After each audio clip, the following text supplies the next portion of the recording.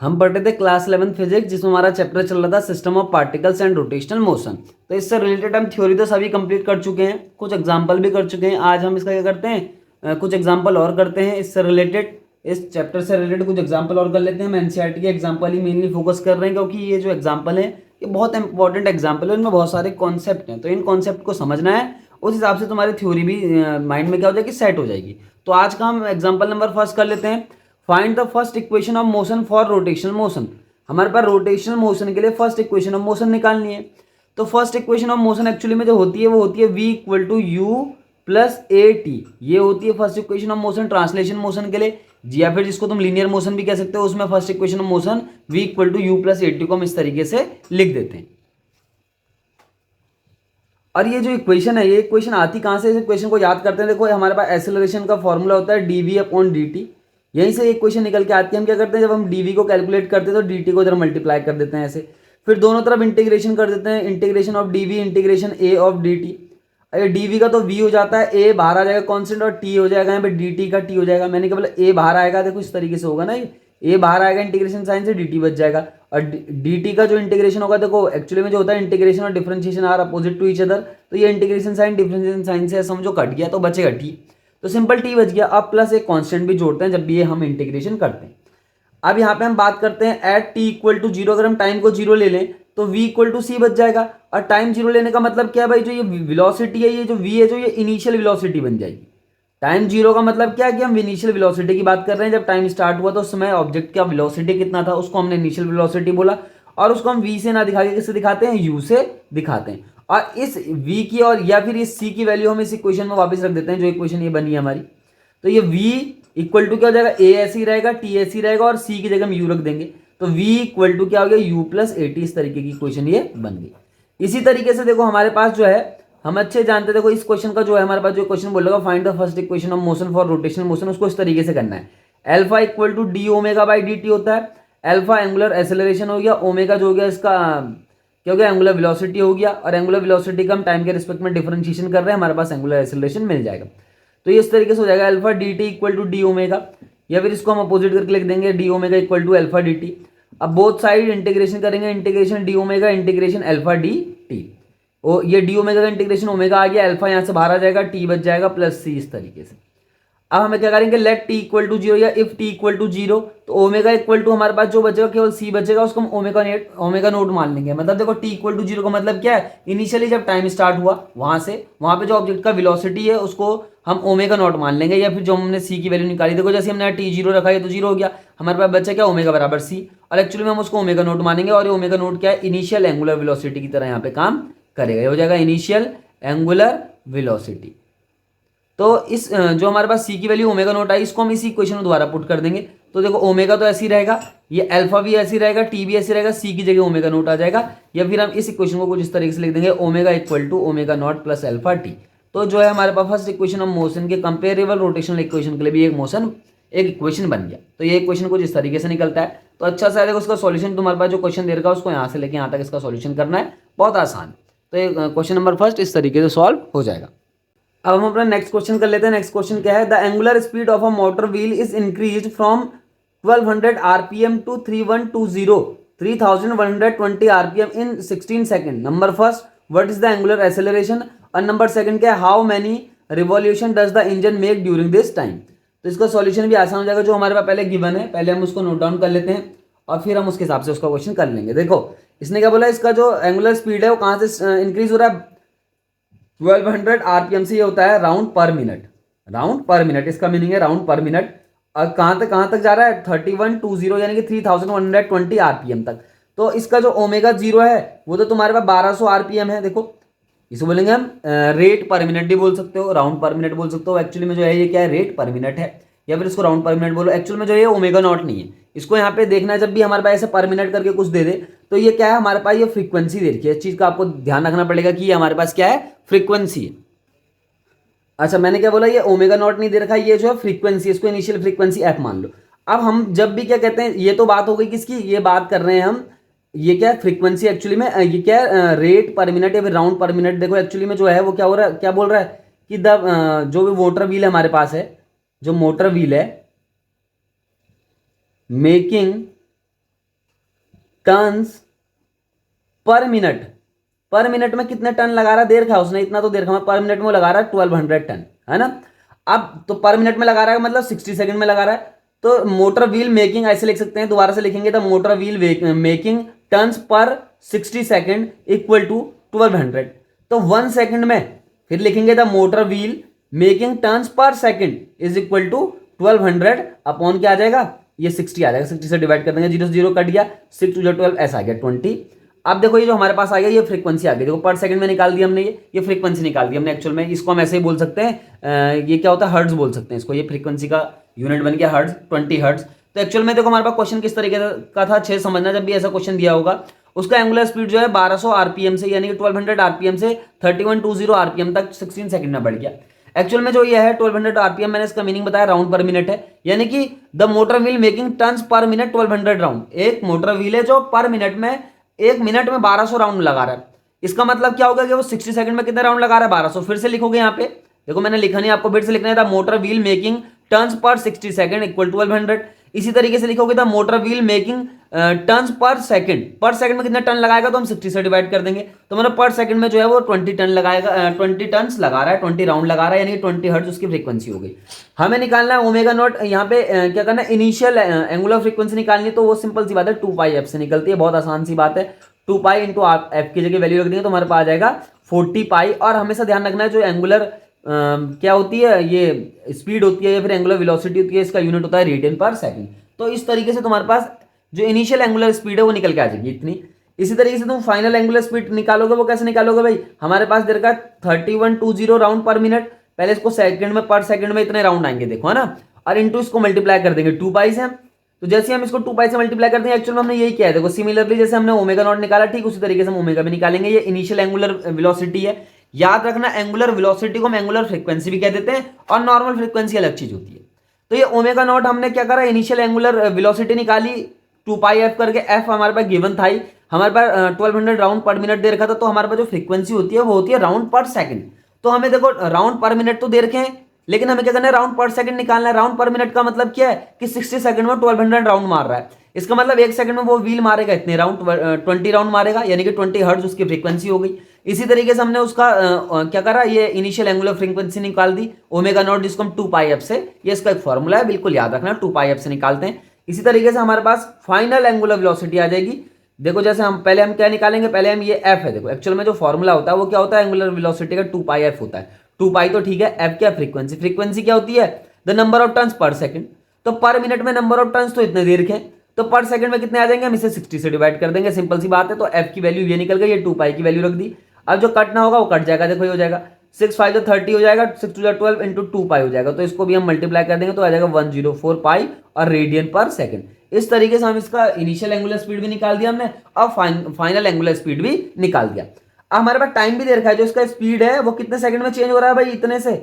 इसका जो स्पीड है वो 40 पाई रेडियन पर सेकंड से 104 पाई रेडियन पर सेकंड हो जा रहा है 16 सेकंड में।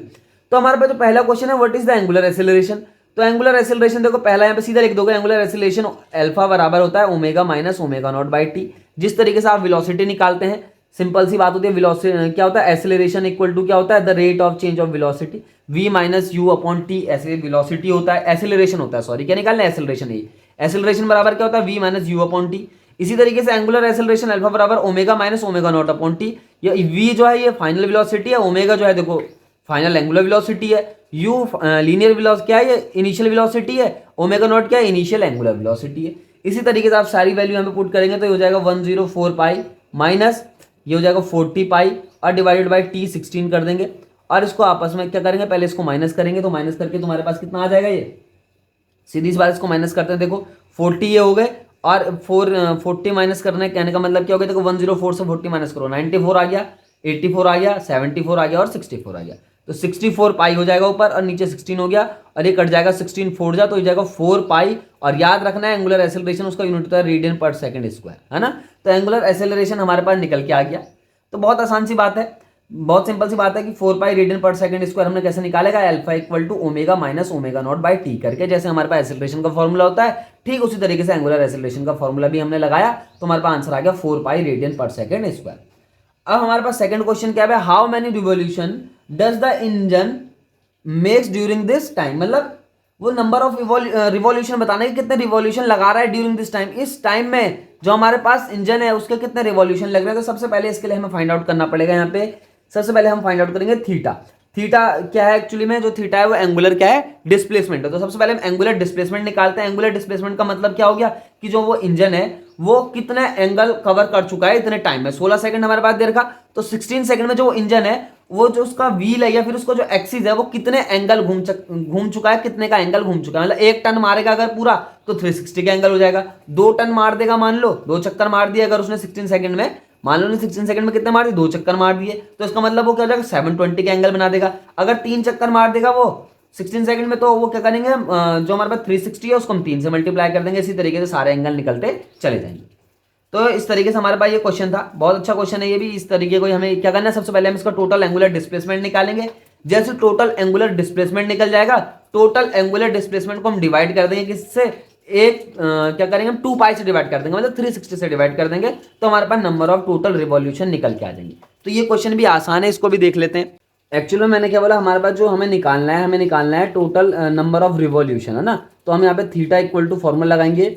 देखो कौन से फॉर्मूले को यूज करेंगे, s equal to u t plus half a t square. इसके सिमिलर कोई फॉर्मूला, देखो ये तो ऐसे ये लीनियर डिस्प्लेसमेंट है, यहाँ पे एस की जगह थीटा रख दो एंगुलर डिस्प्लेसमेंट, और यू की जगह रख दो ओमेगा नॉट इंटू टी रख दो, इसे ये टी तो ऐसे ही रहेगा प्लस हाफ और अल्फा टी स्क्वायर। इस तरीके से हम क्या कर रहे हैं, टोटल एंगुलर डिस्प्लेसमेंट निकालने हैं फिलहाल। तो जैसे टोटल एंगुलर डिस्प्लेसमेंट निकल जाएगी उसको हम क्या करेंगे, एक राउंड के एंगल से यानी कि 360 से यानी कि 2 पाई से डिवाइड कर देंगे, तो हमारे पास निकल के आ जाएगा कि वो जो हमारे पास इंजन है वो पर सेकंड में ये ड्यूरिंग दिस टाइम जो हमारे पास टाइम दे रहा है कितना 16 सेकंड में कितने चक्कर लगा ले रहा है।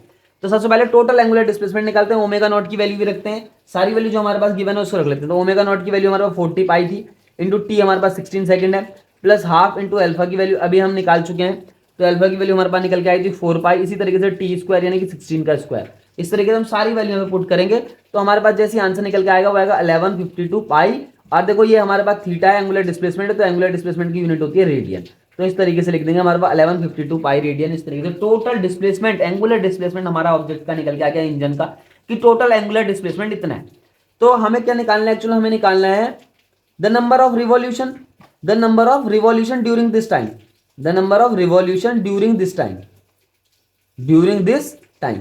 तो इस टाइम पे नंबर ऑफ रिवॉल्यूशन कैसे निकलेंगे वो हमें बताना है। तो हमारे पास टोटल एंगुलर डिस्प्लेसमेंट तो इतना है, उसको हम एक राउंड के यानी कि एक चक्कर के डिस्प्लेसमेंट से डिवाइड कर देंगे, यानी कि 360 से डिवाइड कर देंगे, यानी कि 2 पाई से डिवाइड कर देंगे। सिंपल सी बात है। तो पाई से पाई कैंसिल हुआ, ये हो गया 2 5 जा 10, 2 7 जा 14 और 2 6 जा 12। इस तरीके से हमारे पास इतने चक्कर 576 नंबर ऑफ रिवॉल्यूशन है उसके, वो भी 16 सेकंड है। मतलब 16 सेकंड में जो हमारा इंजन है वो 576 यानी कि 576 राउंड रिवॉल्यूशन कवर कर लेगा।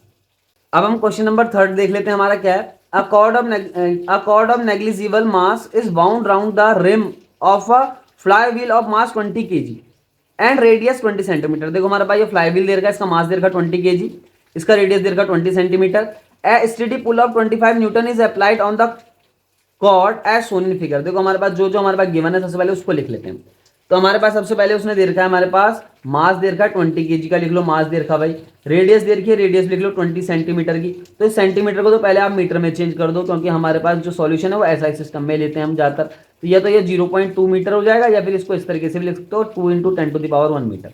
तो रेडियस भी मिल गई, मास भी मिल गया, फोर्स भी 25 न्यूटन का अप्लाई कर रहा है, फोर्स भी लिख दो 25 न्यूटन है, ठीक है। चलो एक, दूसरी चीज रेडियस, और थर्ड चीज हमारे पास मास।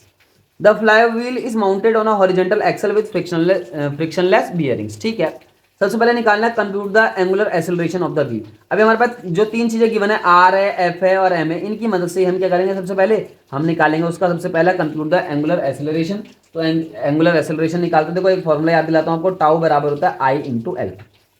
अब यहाँ पे इसकी मदद से हम क्या निकालेंगे, इसका सबसे पहले तो हम इसका टॉर्क निकाल लेते हैं, है ना। सबसे पहले हम इसका फाइंड आउट करते हैं, टॉर्क फाइंड आउट करते हैं। एक्चुअल में हमें जो निकालना है वो निकालना है एंगुलर एक्सेलरेशन निकालना है। तो सबसे पहले हमने टॉर्क का फॉर्मूला अप्लाई करा, इससे कुछ होगा, देखो क्या होगा इससे। तो देखो हमें अच्छे से पता है हमें यहाँ पे निकालना क्या, एक्चुअल में हमें निकालना है एंगुलर एक्सेलरेशन यानी कि अल्फा की वैल्यू निकालनी। तो अल्फा की वैल्यू निकालने के लिए पहले टॉर्क का फॉर्मूला भी रखेंगे, आई का फॉर्मूला भी रखेंगे, कोई बहुत बड़ी बात तो है नहीं। देखो ये टॉर्क की जगह होता है एफ क्रॉस आर, आई की जगह क्या होता है एम आर स्क्वायर। फॉर्मूले याद रखने पड़ते हैं और इतना कोई बहुत बड़ी बात तो है नहीं। अब एक्चुअल में जो हमारे पास क्वेश्चन है, हमारे पास क्या है भाई, a cord of negligible mass is bound round the rim of a flywheel of a mass 20 kg and radius 20 centimetre. Steady pull of हमारे पास जो एक्चुअली में ये फ्लाई व्हील है, तो आपको याद रखना पड़ेगा जो फ्लाई व्हील होता है, फ्लाई व्हील का जो हमारे पास मूवमेंट ऑफ इनर्शिया होता है ना, movement of inertia of flywheel about its axis, वो होता है m r square by two. इतना ही आपको याद रखना पड़ेगा, इस आई की जगह यहाँ पे m r square by two आएगा, क्योंकि एक जो फ्लाई व्हील होता है, फ्लाई व्हील का जो मूवमेंट ऑफ इनर्शिया होता है अबाउट इट्स एक्सिस वो होता है m r square by two. तो बस आई की जगह m r square by two रखना है। टॉर्क का फॉर्मूला तो हमें पता ही है, एफ क्रॉस आर होता है, और अल्फा कुछ इसी तरीके से यहाँ पे लिखा जाएगा। तो ये एफ क्रॉस आर हमने टॉर्क का फॉर्मूला रख दिया, या फिर इससे देखो एक्चुअली में जो होता है आर क्रॉस एफ होता है। जब हम इससे वेक्टर फॉर्म लगाते हैं तो टॉर्क बराबर हमारे पास वो आर क्रॉस एफ होता है, और ऐसा ही लिखा जाता है। लेकिन यहाँ पे जो हमारे पास हम केवल मैग्नीट्यूड फॉर्म सॉल्व कर रहे हैं, तो हमारे पास सिंपल हम उसकी जगह एफ क्रॉस आर लिखो या आर क्रॉस एफ लिखो, ज्यादा असर उस पर पड़ेगा नहीं। तो ध्यान रखना, टॉर्क का फॉर्मूला लगा दिया। मूवमेंट ऑफ इनर्शिया जो फ्लाई व्हील के लिए होता है अबाउट इट्स एक्सिस, वो भी आपको याद रखना है, m r square by two होता है। तो हम यहाँ पे सारी वैल्यू रख देंगे, एफ की जगह 25 रख देंगे, आर की जगह हमारे पास 2 × 10⁻⁻1 मीटर हो गया, मास की जगह हम रख देंगे 20 kg, फिर आर की जगह फिर रख देंगे 2 × 10⁻⁻1 इसका होल स्क्वायर अपॉन 2 रख देंगे इंटू अल्फा। तो ये सारी वैल्यू जैसे आप यहाँ पे रखेंगे तो हमारे पास आंसर जो निकल के आएगा वो निकल के आ जाएगा अल्फा इक्वल टू, देखो बहुत सिंपल सी बात है, कैलकुलेशन ही करनी है। तो कैलकुलेशन करोगे जैसे आपके पास अल्फा का आंसर जो आएगा वो निकल के आएगा 12.2, और एक्चुअली में जो 12.2 क्या है, इसका यूनिट क्या हो जाएगा, रेडियन पर सेकेंड स्क्वायर। इस तरीके से अल्फा का यूनिट होता है, जिसको हम बोलते हैं रेडियन पर सेकेंड स्क्वायर, या एंगुलर एक्सेलरेशन इसको हम बोलते हैं। तो इस तरीके से एंगुलर एक्सेलरेशन भी हमारा निकल के आ गया। तो क्वेश्चन नंबर फर्स्ट इससे रिलेटेड। अब हमारे पास जो क्वेश्चन नंबर 2 है उसको भी देख लेते हैं। क्वेश्चन नंबर 2 क्या बोल रहा, find the work done by the pull when the 2 metre of the cord is unbound. पहले उसने क्या बोला भाई, पहला क्वेश्चन तो था एंगुलर एक्सेलरेशन, ठीक है। अब बोला find the work done by the pull when the 2 metre of the cord is unbound. तो इस तरीके का क्वेश्चन है। तो हमें सबसे पहले वर्क निकालना है, तो वर्क निकालने के लिए हम क्या करेंगे, देखो वर्क इक्वल टू सिंपल सी बात है, हमारे पास होता है फोर्स इंटू डिस्प्लेसमेंट, तो उसी को अप्लाई कर लेते हैं।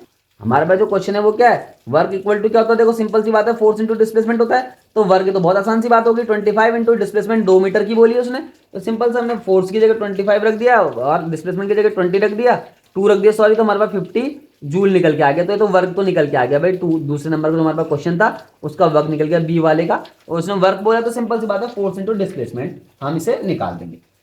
अब हमारे पास थर्ड ऑप्शन जो था, थर्ड ऑप्शन में क्या था, थर्ड ऑप्शन में हमारे पास था find also the kinetic energy of the wheel at this point, assume that the wheel starts from rest. हमें सबसे अब क्या निकालना है, काइनेटिक एनर्जी निकालनी है।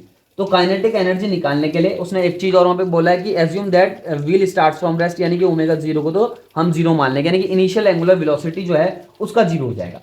अब हम सबसे पहले क्या करते हैं, देखो हमें निकालना है क्या, काइनेटिक एनर्जी। तो काइनेटिक एनर्जी निकालने के लिए हमें फॉर्मूला आपको याद दिला, तो काइनेटिक एनर्जी होता है हाफ एम वी स्क्वायर। लेकिन एक्चुअल में जो हमारे पास काइनेटिक एनर्जी निकालनी तो है, लेकिन हाफ एम की जगह एम मास तो आएगा नहीं, यहाँ पे रोटेशनल मोशन है, तो आई आ जाएगा, इनर्शिया आ जाएगा, और वी की जगह ओमेगा आ जाएगा, यानी कि फाइनल एंगुलर वेलोसिटी।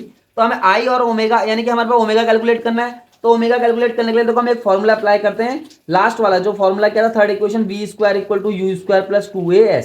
तो v की जगह हम ओमेगा रख देंगे फाइनल एंगुलर वेलोसिटी, u की जगह हम initial angular velocity omega naught रख देंगे, प्लस 2a की जगह अल्फा रख देंगे, और s की जगह हम थीटा रख देंगे एंगुलर एक्सेलरेशन। तो सारी वैल्यू आपको यहाँ पे पुट करते जानी है। Omega square equal to omega naught तो 0 आ गया, प्लस 2 इंटू अल्फा। अब अल्फा की वैल्यू अभी आपने कैलकुलेट करी 12.5 थी, इंटू थीटा, और थीटा क्या है यहाँ पे, एंगुलर डिस्प्लेसमेंट है। अब एंगुलर डिस्प्लेसमेंट जो है, एंगुलर डिस्प्लेसमेंट निकालने का, यहाँ पे एंगुलर डिस्प्लेसमेंट कितनी हो रही है, तो पहले एंगुलर डिस्प्लेसमेंट निकाल दोगे तो हमारा आंसर भी आ जाएगा। तो कोई बहुत बड़ी बात तो है नहीं एंगुलर डिस्प्लेसमेंट निकालना। देखो तो थीटा को आपको याद करना पड़ेगा, थीटा कैसे निकलेगा, देखो पहले सबसे पहले हम थीटा कैसे निकालेंगे, सबसे पहले हम लिखेंगे लेंथ ऑफ अनबाउंड स्ट्रिंग, है ना, जो हमारे पास अनबाउंड व्हील दे रखा है उसकी लेंथ देख लेते हैं पहले, और डिवाइडेड बाय हमारे पास रेडियस। इस तरीके से आपको ध्यान, अब ये एक्चुअल में है थीटा, एक्चुअल में होता क्या, वो होता है आर्क अपॉन रेडियस, सीधी सी बात है, फॉर्मूला क्या होता है आर्क अपॉन रेडियस। अब हमारे पास जो आर्क है वो हमारे पास देखो ना 2 मीटर का, पहली बोला उसने अनबाउंड, जो हमारे पास क्या बोला था उसने, जो अनबाउंड हमारे पास कॉर्ड है वो कितनी है, कॉर्ड का मतलब सीधी सी बात समझ लो आर्क है ना, कॉर्ड का मतलब ये आर्क से रिलेटेड समझ लो। तो लेंथ ऑफ अनबाउंड व्हील जो हमारे पास 2 मीटर थी, तो 2 मीटर रख देंगे, अपॉन रेडियस जो है उसकी 0.2 मीटर हो गई है ना, हमने सेंटीमीटर से 20 सेंटीमीटर रेडियस थी, तो हमने उसको मीटर में चेंज कर दिया, तो 0.2 हो जाएगा। मैंने क्या बोला, theta equal to arc upon radius होता है, आर्क उसने बोला है 2 मीटर का, है ना, तो आर्क हमारे पास क्या है 2 मीटर का, पहली बोला उसने ऑप्शन नंबर बी में बोला था आर्क जो उसका 2 मीटर का है, तो आर्क इक्वल टू 2 मीटर हो जाएगा। देखो जो हमारे पास एस था यहाँ पे डिस्प्लेसमेंट, वो हमने 2 मीटर रखा था ना, तो 2 मीटर हमने डिस्प्लेसमेंट रखा, तो एक्चुअल में जो ये डिस्प्लेसमेंट होता है वही आर का काम करता है, तो आर का अपॉन रेडियस तो हमने रख दिया, तो ये 0 पर आ जाएगा, 0/2 हो जाएगा 10। एक्चुअल में जो हमारे पास 10 रेडियन करके हमारा क्या निकल के आ गया, थीटा निकल गया, तो इसकी जगह हम 10 रख देंगे, तो ओमेगा स्क्वायर बराबर जो हमारे पास निकल के आएगा वो आएगा आपका कितना निकल के आ रहा है, ये ओमेगा स्क्वायर को आप सही से कैलकुलेट करोगे तो कितना निकल के आएगा, एक्चुअली में हम ये आएगा 250 रेडियन पर सेकेंड, इसका भी स्क्वायर कर दो, दोनों का स्क्वायर कर दो, रेडियन पर सेकंड बोथ का स्क्वायर करो, क्योंकि यहाँ पे ओमेगा स्क्वायर हो रहा है। अब जैसे यहाँ पे हम इधर से रूट लगाएंगे तो हमारे पास क्या निकल के आ जाएगा, ओमेगा निकल के आ जाएगा, लेकिन उसकी जरूरत नहीं है, हमें निकालना काइनेटिक एनर्जी, और काइनेटिक एनर्जी होता है half I omega square, half तो हो गया आई की जगह, फिर फ्लाई व्हील है तो mr²/2 रख दो, इंटू ओमेगा की जगह, ओमेगा स्क्वायर की जगह डायरेक्टली 250 रख दो, सारी वैल्यू रखेंगे 1/2, एम की जगह 20 kg रखेंगे, आर की जगह हम 0.2 था, या फिर उसको 2 × 10⁻⁻1 कर देंगे, उसका स्क्वायर हो जाएगा, अपॉन 2 हो जाएगा इंटू 250। तो ये सारी वैल्यू जैसे आप यहाँ पे रखेंगे तो आपका आंसर निकल के आएगा, सिंपल सी बात है, कोई बहुत बड़ी बात तो है नहीं, सिंपल सा आंसर आपका निकल के आ जाएगा 50 जूल। तो देखो हमारे पास काइनेटिक एनर्जी जो निकल के आई वो किसके बराबर निकल के आ गई, वर्क के बराबर, यानी कि जो वर्क होता है वो किसके बराबर होता है, काइनेटिक है, जितना भी वर्क हम ऑब्जेक्ट पे करते हैं वो उसका change in its kinetic energy के बराबर हो जाता है। तो यही तो वर्क एनर्जी थ्योरम भी थी, तो वर्क एनर्जी थ्योरम चाहे रोटेशनल मोशन हो, ट्रांसलेशन मोशन हो, हर जगह क्या हो जाती है, वैलिड हो जाती है। तो हमारे पास एक्चुअल में जो हमारे पास इसका ऑप्शन नंबर डी है उसने बोला है कि compare answer to the part B and C, यानी कि बी और सी का जो आंसर है उसको कंपेयर करो। तो कंपेयर क्या करना है आपको, सामने सामने यहाँ पे आंसर दिख रहा है कि वर्क जो है वो काइनेटिक एनर्जी में चेंज के बराबर आ गया, यानी कि ऑप्शन नंबर डी में आप लिखोगे the work is equal to the change in its kinetic energy. तो इस तरीके से हमने काइनेटिक एनर्जी निकाली हाफ आई ओमेगा स्क्वायर से, वो सारी वैल्यू हमने पुट करी, तो हमारा आंसर इस तरीके से निकल के आ जाएगा।